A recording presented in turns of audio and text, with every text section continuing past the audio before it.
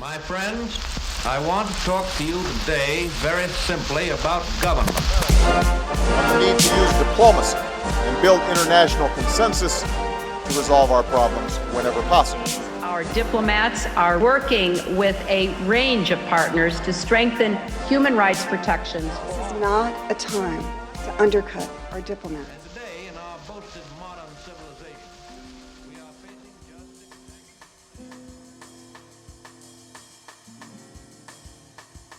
Hello, and welcome to Diplomatic Immunity.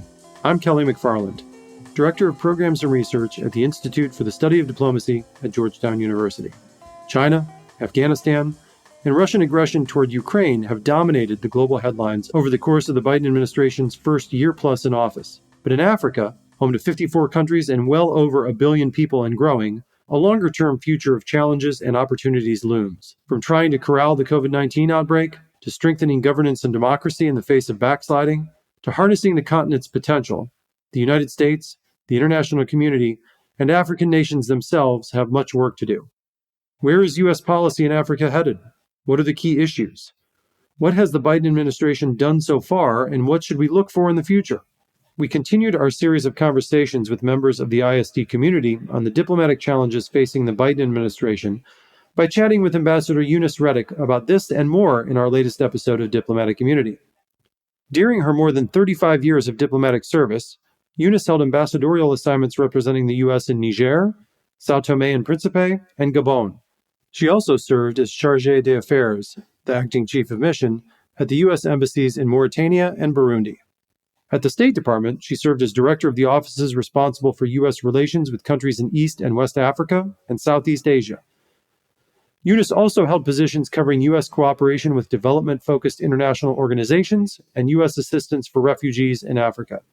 She is an instructor in the Donald F. McHenry Global Public Service Fellowship Program here at ISD, and a member of the Advisory Council for the official celebration of America's 250th Independence Anniversary in 2026. Let's listen to the conversation.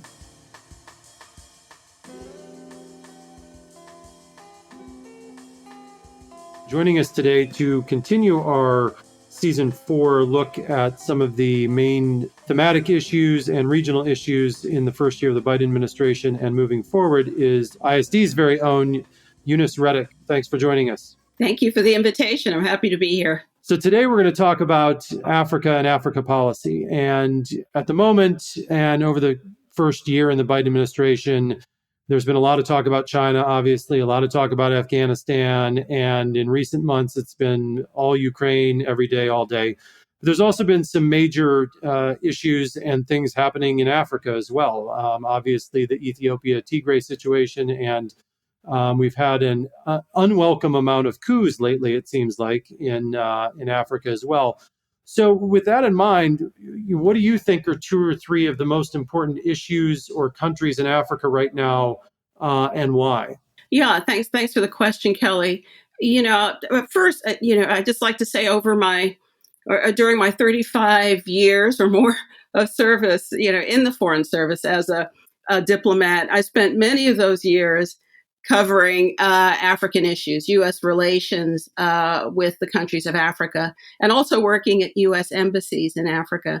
And I certainly came to the realization that a continent of 54 countries and about 1.2 billion people, cannot be ignored.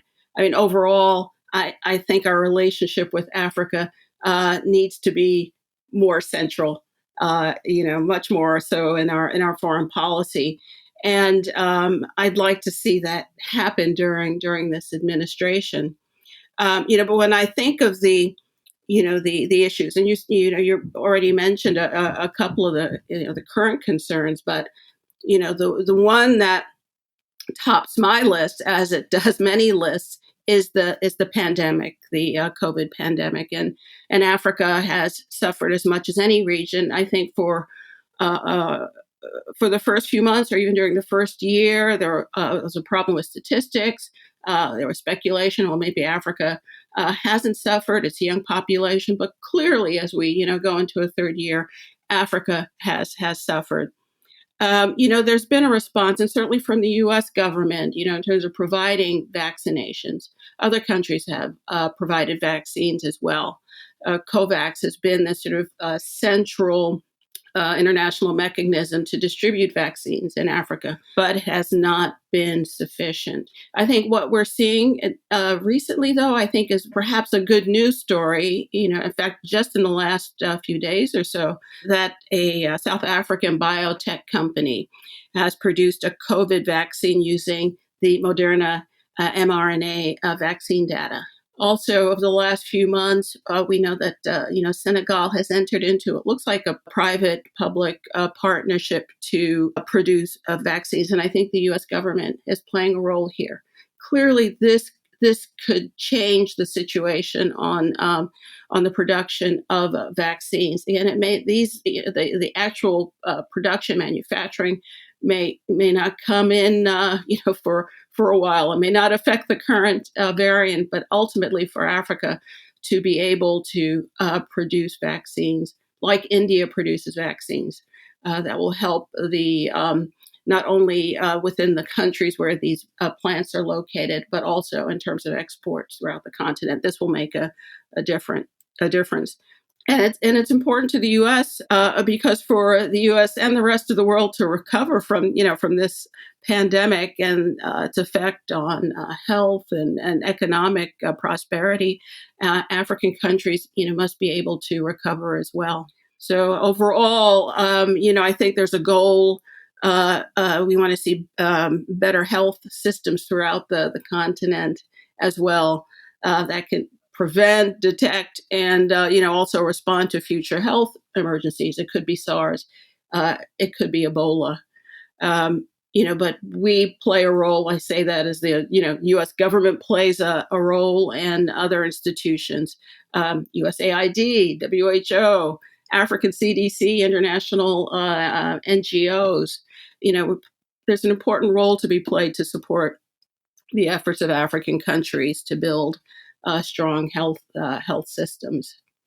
The other issue that I'm concerned about, and you raised the situation in Ethiopia. It's instability, and you can look at it from the perspective of the increase in coups over the last year and a half or so. Since 2021 and into 2022.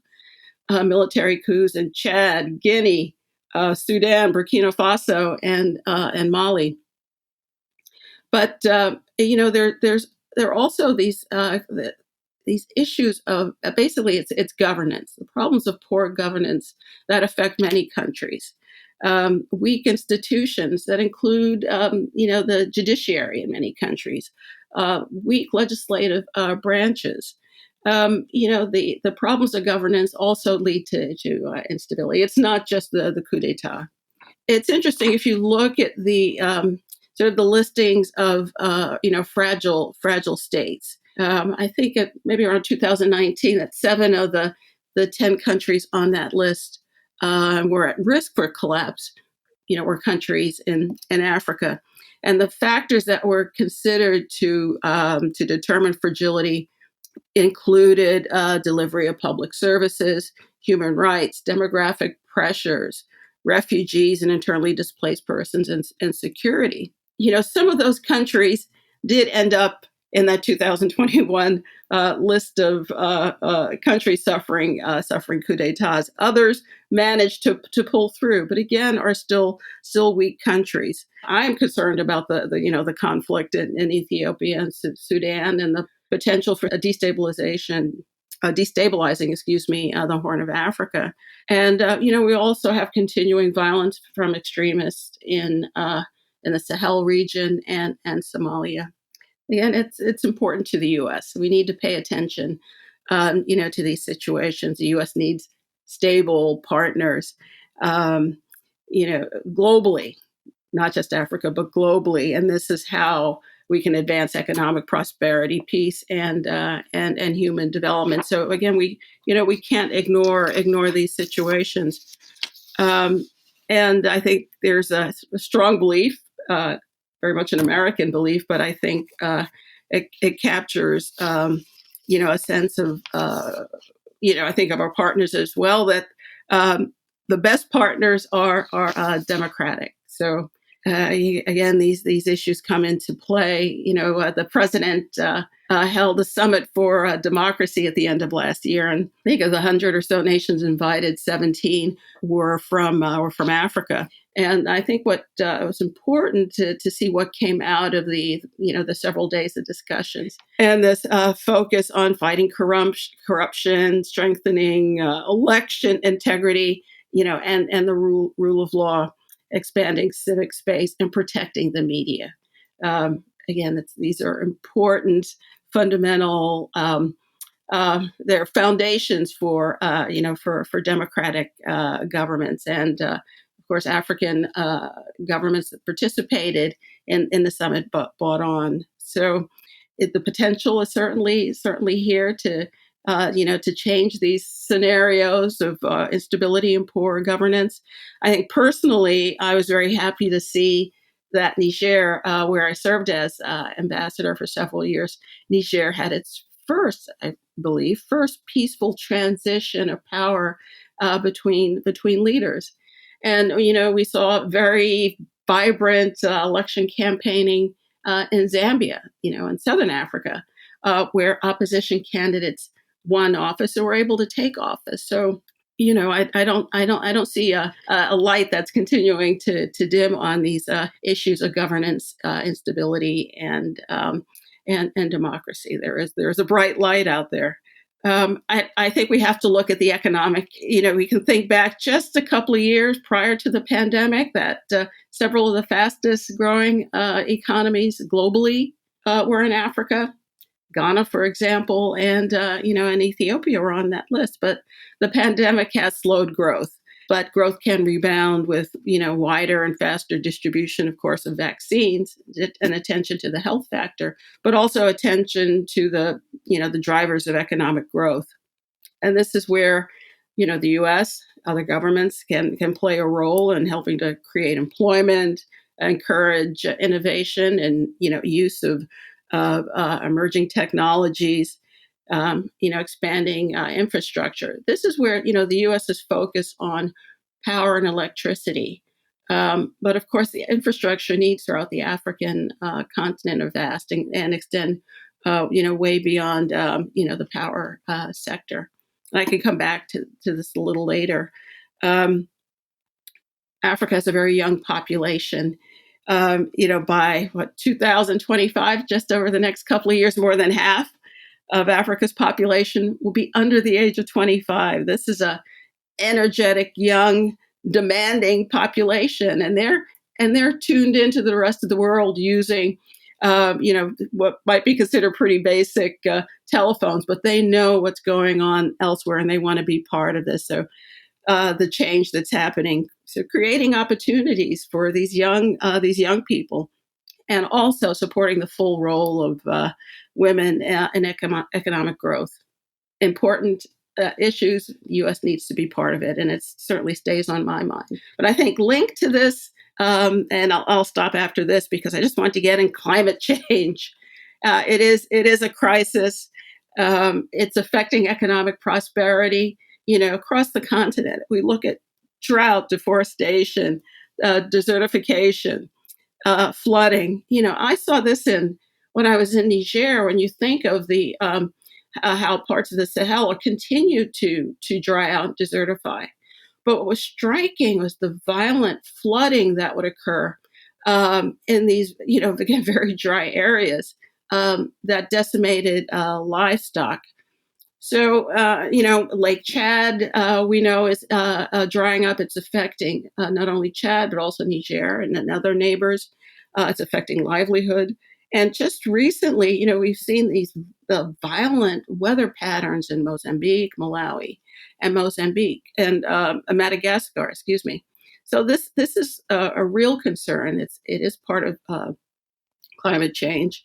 These violent weather patterns, shift in climate patterns, they lead to migration and population displacement, food insecurity and hunger, and loss of livelihood. So these are the sort of they're big issues out there, and I think are issues that we should all be concerned about for Africa. But again, look for the potential to really to mitigate these the negative factors, and draw on this the strength of Africa. I think the resiliency among African populations. Yeah, and I think, listening to you answer that question, it draws me back to, as a former intelligence analyst, well, and even in what I do now, I often read the National Intelligence Council's strategic future reports, and it's when you read the sections on Africa, just the numbers of people, the demographic growth, the youth bulge that it's going to have, but also the issues of climate change and governance and the economies. There's a lot of challenges, but there's also a lot of opportunities in Africa in the coming decades, and I think that's what we have to keep in mind. And you mentioned the democracy side of things and the governance issues, and the fact that the Biden administration invited 17 African countries to the Summit for Democracy. And in that vein, we saw the Trump administration not really do much in Africa. And how has the Biden administration approached it so far? Has it been a success in your mind? Is there still, is it better than before, but still a lot to be done? Where do you think they are at this point? Yeah, I think just because of the challenges, there is a lot to be done. I mean, I was frankly impressed that during his first year as Secretary of State, Secretary Blinken did travel to Africa. It's usually not on the first year agenda of secretaries of state, but I think he went to Kenya, Senegal, and Nigeria, and it was important, I think, for him to do this. Again, sort of a visible symbol. I think that there's value this administration, the Biden administration, places on the relationship with Africa. Blinken not only met with leaders of of these three countries, but also members of the public, private sector, and he also met with the leadership of the ECOWAS, the sub-regional organization in Nigeria. So looking at some of his speeches, he addressed some of the concerns I just mentioned: climate change, of course, COVID, instability. And, the sense is that he was listening as well. He was listening to his interlocutors from these countries and from ECOWAS on their views, and also on their priorities, their views on these issues, but also hear their priorities as well, for the continent. But it's, it's interesting that everything seems to come back to this desire for partnerships, for peace, prosperity, and also human development, which focuses on the health sector as well. So, I think during his first year, again, the attention from the Secretary of State to the ongoing conflicts, for example, Sudan and Ethiopia, discussions with the African Union as well. There seems to be a focus on establishing, a dialogue and maintaining it, which is crucial, to a productive, partnership. So I think we have the beginnings during the first year, the makings of of a good partnership that could, I think, lead to, some of the positive, steps we're looking for, and economic growth, peace, conflict resolution, et cetera. But I think what we can look forward to, what I hope we can look forward to from the administration, and I've heard this coming from Secretary Blinken and others on the economic side, embracing the African Continental Free Trade Area. We don't hear a lot about it, but this free trade area in Africa will be the fifth largest, economic bloc in the world. It's important. So my sense is there's a buy-in, and this will be an area where I hope there will be more work from the administration.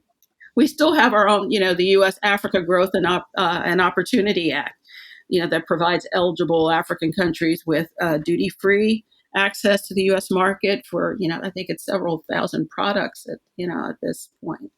Again, these are important. It's another important motor for economic growth.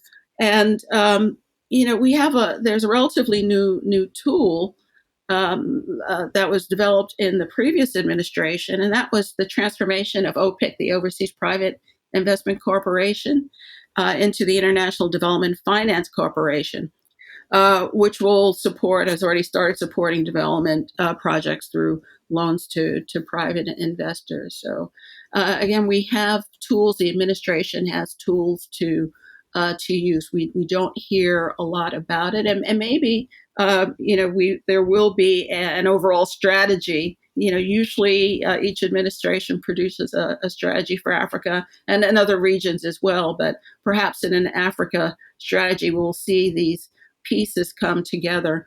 But fortunately, we have them. I think USAID still plays an important role. So you have a very dynamic leader of USAID, and Samantha Power.